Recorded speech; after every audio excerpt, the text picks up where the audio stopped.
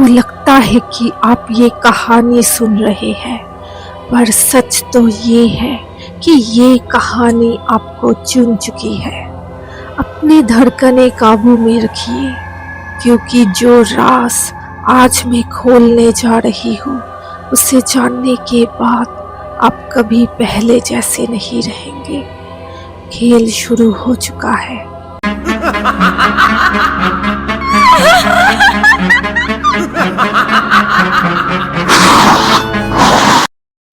आर्यन एक antique collector है जिसे पुराने गैजेट्स इकट्ठा करना पसंद है। एक दिन उसे एक कुरियर मिलता है जिसमें एक बहुत पुराना भारी काले रंग का फोन होता है। साथ में कोई नोट नहीं था, बस एक पता लिखा था जो मिट चुका था। आर्यन ने मजाक में उसे अपने बेडरूम के साइड टेबल पर रख दिया। रात के ठीक 3:12 बजे फोन की घंटी बजी।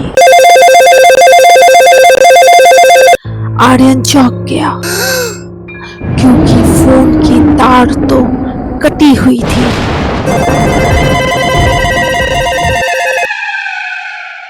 उसने डरते हुए रिसीवर उठाया। दूसरी तरफ से सिर्फ भारी सांसों की आवाज आ रही थी।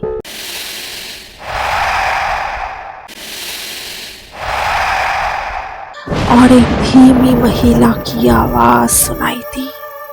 क्या तुम उसे देख पा रहे हो?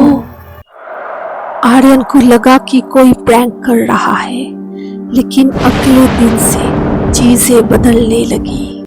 घर के हर आईने में उसे अपनी परछाई के पीछे एक धुंधली आकृति दिखने लगी। वो आकृति हर बार थोड़ी करीब आ जाती। अजीब बात ये थी कि जब भी वो फोन बजता, घर की बिजली गुल हो जाती और उस कटी हुई तार वाले फोन से वही आवाज आती। वो कमरे के कोने में खड़ा है, क्या तुम अब देख पा रहे हो? आर्यन ने डरकर फोन को स्टोर रूम में बंद कर दिया, लेकिन उस रात फोन फिर बजा। इस बार आवाज स्टोर रूम से नहीं, बल्कि उसके तकिए के नीचे से आ रही थी। उसने तकिया हटाया। वहां कोई फोन नहीं था, लेकिन आवाज गूंज रही थी।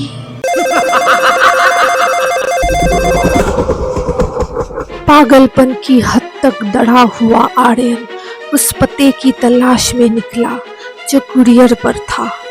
वो एक पुराने खंडरनुमा घर में पहुंचा। वहां से वही काला फोन मिला जो एक धूल भरी मेज पर रखा था। अचानक उसे वहां एक पुरानी अखबार मिली। खबर थी, 20 साल पहले एक युवक की मौत रहस्यमय तरीके से अपने ही घर में हुई।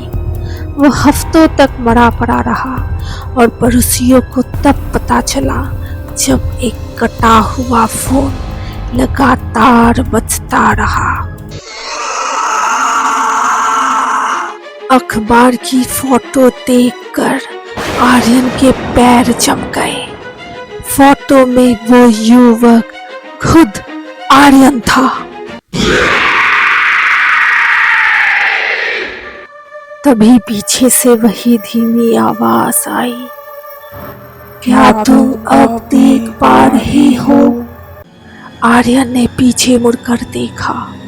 वहां कोई भूत नहीं था, बस वहां एक खिड़की थी जिसमें उसकी परछाई दिख रही थी।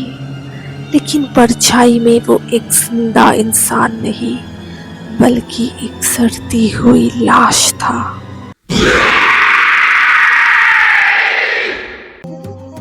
आर्यन को एहसास हुआ कि वो 20 साल पहले ही मर चुका है। वो पिछले 20 सालों से एक लूप में जी रहा था, ये सोचकर कि वो जिंदा है। वो फोन किसी भूत का नहीं था, बल्कि उसकी अपनी रूह का था, जो उसे याद दिला रही थी कि उसका शरीर अब इस दुनिया का हिस्सा नहीं है।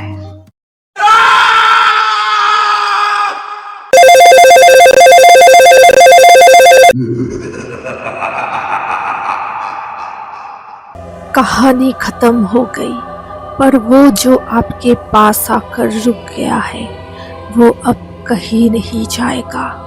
सब्सक्राइब कीजिए अगर कल सुबह फिर से जागने की हिम्मत रखते हैं। और हाँ, आज रात अगर कोई आपकी पीठ पर अपनी ठंडी सांसें छोड़े तो मुड़ना मत, शायद वो मैं नहीं कोई और है।